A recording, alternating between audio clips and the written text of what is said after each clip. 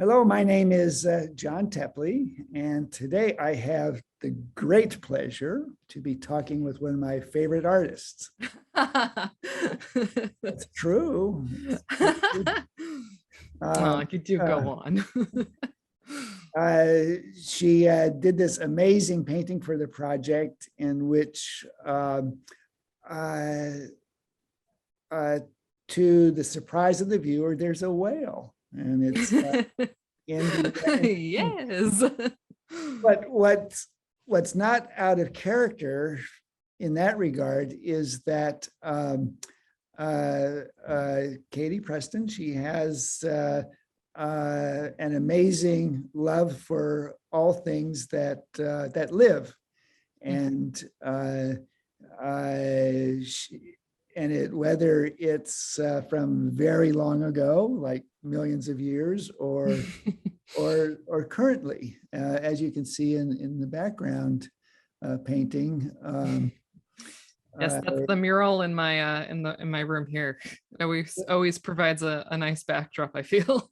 Yeah, it does. It's a great backdrop, but it seems like at least my experience with Katie is that life is something that she somehow is able to connect with, or tries to connect with, through painting, and is something that she, as a subject matter, something that she loves. Well, Katie, after all that, how are you? I'm good. I'm good. I'm sitting here in, cold, damp, rainy Portland, Yeah, so another day in Oregon. it is. Well, let me ask you, when you're looking at a blank canvas, Mhm. what are some of your first thoughts? I would say I never really begin at a blank canvas in the literal sense. A lot of times images form in my mind listening to music, going out on a walk, or prayer. Then begins like the more arduous process of sketching the composition multiple times until I feel like this is the part of where my imagination wandered off for so long that I can connect with in a single image. And for me, I think when I look at the canvas, it's a physical, spiritual, and technical process all at once. Incredible.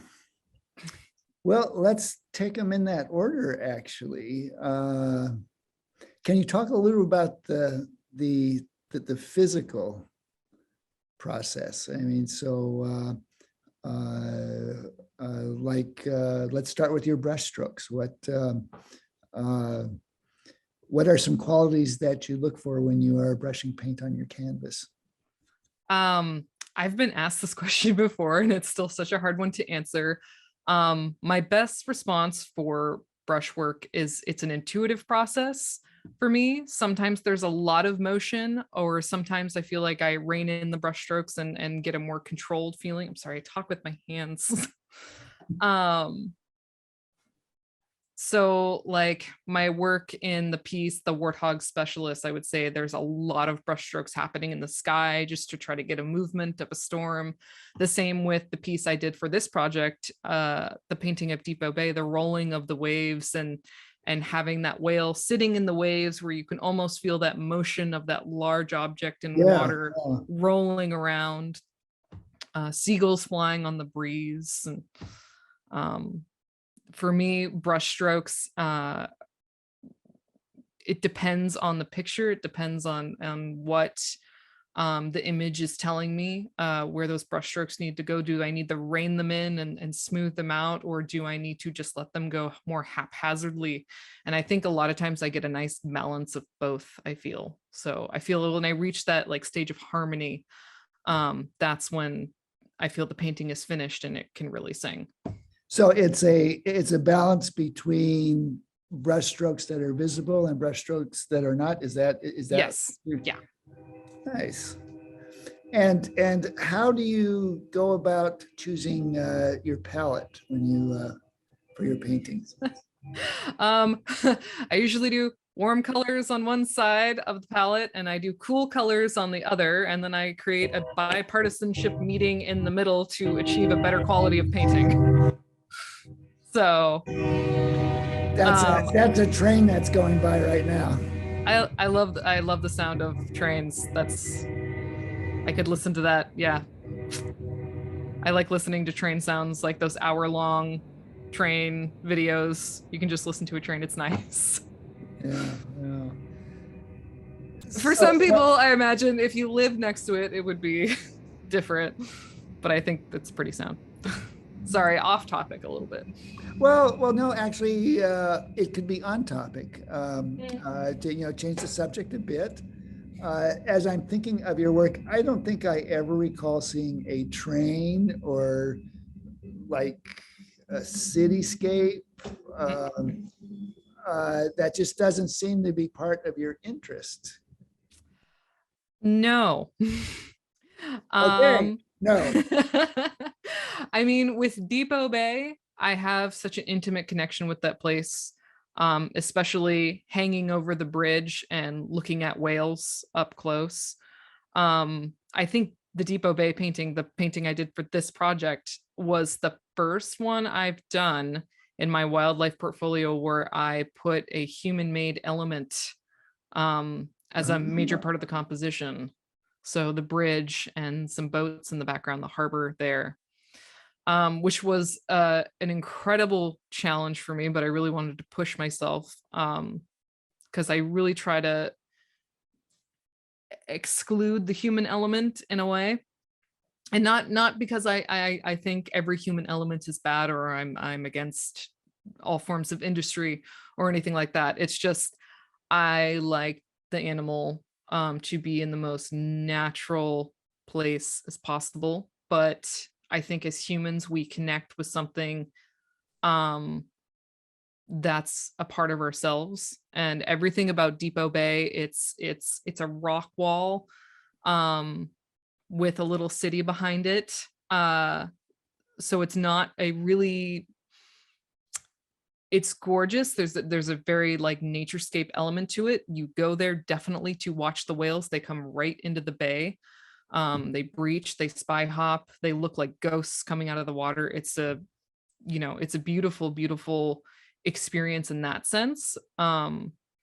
And a lot of people choose that bridge to hang over, and it's a very like intimate experience because it's just you above the water and it's like very close to where the whales are.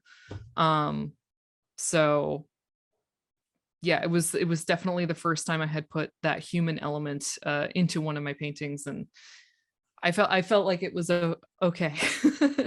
No, it's a very powerful painting, and it's just um, there's something surreal about the whale and the bridge together. Hmm. It's kind of that way when you're there, right? Hmm. I think as humans, the arch as an architectural form, it's usually, I mean, in Chinese garden landscapes of the Ming Dynasty, you have moon gates, which are circular gates that Yeah. you go through, and there's kind of a spiritual thing about passing through the moon gate. So I think when we see arches in churches, we see them in religious architectural forms, that there is kind of this like being underneath an arch gives you this sort of heavenly sort of feel. So spirituality, prayer, these are all in important aspects of your life and your art. Can you talk about that a little bit? Yes, I grew up in a home where I come from I would say non-denominational Christian background. So non-denominational means that you're not under the doctrine of like Presbyterian or Catholicism, because the doctrine of non-denominational is that Jesus didn't see walls, he didn't preach in four walls. A lot of times he was out in nature. He was preaching from hilltops. He was preaching by the seaside. So it's kind of this more like inclusive form in Christianity, personally, I think. And I was raised with an understanding that Genesis 1 through 11, God created the world, and man had a duty to steward the earth, and we were to treat the earth as a garden. And because of man's fall from that original duty, we see a corrupted version of that world. We build skyscrapers higher and higher. You see mega cities going up all over the world, smog filled, induced places, and it's all man's desire to become like God or like a God. It's kind of this ego, this hubris to think that, there are those very high above us, and those men are the governing ones of those beneath them. And it's just, I don't really pay a bunch of mind to those men. I'd rather just live in a nice place and treat the world as a garden, and show maybe what the garden was supposed to look like a long time ago, if we hadn't gone astray. If everyone treated their patch of earth like a garden, I think we'd be in a very different position than we are in now. I found it interesting that the encyclical by Pope Francis, he also brings up the idea that often people talk about Christians as saying, well, we the creatures are ours, and that we can do what we want and destroy them, and that's true with the Greek Orthodox Church too. They have their main. I'm not sure exactly what his title is, but he's been like a very strong environmentalist for decades. And often I think Christianity kind of gets a bad rap in the environmental movement, and yes. it's not deserved, as both of those leaders of Christianity pointed out, as you say. Like what the Bible actually says is that we should be good stewards of the planet, and take what we need, and keep things healthy. So I'm assuming that as you said, that's part of your sense of things as you're painting. Could you talk about the paintings behind you, actually, in like the kinds of feelings that you were experiencing when you were painting? So the painting behind me, I started in early 2020 when the pandemic first hit.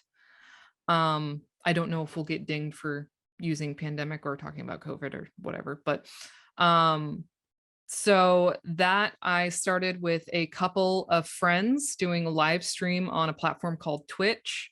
And so I was painting this painting and going through the motions of praying about it. And I even let some of my viewers, we kind of all agreed that we were going to do an African wildlife mural, because I really love the African biome. It's a very wondrous, magical sort of place. But I let my viewers pick some of the animals. We picked a theme consistent with the rest of my paintings. So we wanted there to be a lot of water in the painting, because I usually have some form of water, whether it's dewdrops or a river or the ocean. So I don't know if you can see the rest of the mural, but there's zebras running through the river back there, and even the leopard was an actual leopard that somebody was able to view down in South Africa. And his name is Mvula. And Mvula is, I believe, the Zulu word for rain. So even he was kind of a reference to my water theme. I really loved painting the piece behind me because I got to work on such a large scale and really put like my full body into it and every brush stroke and every idea. It was a lot of fun. I have the entire process recorded on video. It's like 40 or 50 hours of footage. Nice. Yeah. So going back to Pope Francis, if I may, he talked about intergenerational equity and the solidarity with the future. Do you have thoughts on that? You know, I feel like the word equity has been so muddied in the recent years. You know, I think there is something about not just thinking in the immediate sense of what you need. The next immediate sense is what your children need, and the immediate sense after that is what their children are going to need. But to keep thinking in those prolonged actions to, you know, 100 years from now, which I think was one of the statements that you said in your artist statement for the project. I think that is a wise way of looking at, you know, how we are to take steps into the future, how we go about that, and like I said, that ruling class above us, what they deem appropriate to you know, take measures for, you know, if you want to call it climate action or climate change. It's been global warming, it's been global cooling, it's been ozone depletion, it's been many things, and it's you know, the overproduction of plastic products. You know, what we need are drastic changes, but a lot of the changes that we're seeing now, like with solar power, you know, they might not always be the best choices. So I don't think there's one right answer about how to make those future decisions, but I think it's hard to say because a lot of people will blame the corporations for the mess that we're in right now, with overproduction of plastic and plastic in our oceans, or lack of regulations from other countries or our own country. But I mean, something has to shift. We have to see some kind of a shift in how people treat the planet and what they consume. But I mean, that could be a slippery slope in and of itself. A lot of the climate action projects or climate accords, a lot of them are, you know, 5% of those budgets are dedicated towards actual action, and then the rest are in obscurity, you know. And I think there's a real problem with that, when there are good people on the ground who are trying to clean up the oceans, who are trying to clean up beaches, who are inventing objects that can swallow up trash in the ocean, but then having those projects you know, clamped down on by larger corporations that have, you know, every 300, like have 300 lawyers to year one. So for me, it's everyone just do their part, you know, have a garden, have an urban garden, make more plants, you know. That's probably the best way we're going to survive, is make more oxygen. Make more oxygen, make less waste where you can, you know. Go back to the old timers where they used to wrap their lunches up in linen sacks and in tin lunch boxes, and had more recyclable materials available to them. Yeah, it's just like, it makes you weep when you see how it's so hard to get away from plastic. Yeah, you know, just how everything is contained in plasters. it's, yeah, You know, and it's like just well, that makes you weep. Well, Yes. Katie, this has been a pleasure. Oh, well, thank you, John. Now, I was really excited when you asked me to do this. So thank you. I appreciate the time and quality of the questions. well, I was Very really thorough. pleased when you said yes. Now, are we going to be showing the Depot Bay painting this coming summer? If you would like to, absolutely. Well, I will absolutely. I will still probably be here for the next month or two as we wrap up everything with the house. We just put the ceiling back in over the staircase. For those of you who don't know, I'm currently transitioning towards being a coastal resident to a lakeside resident up in northern Idaho.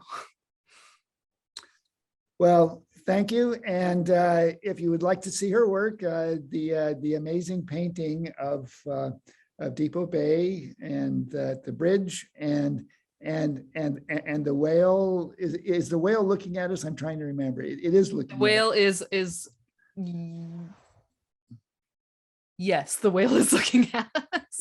Okay, so the whale like the painting is over here, just a little ways. Well, thank you. And for our viewers, come to Lincoln City Cultural Center in mid-July, and which is not too far away from Depot Bay. Which is not too far away from Depot Bay. Thank you, Katie, and I look forward to our next conversation. All right, thank you, John.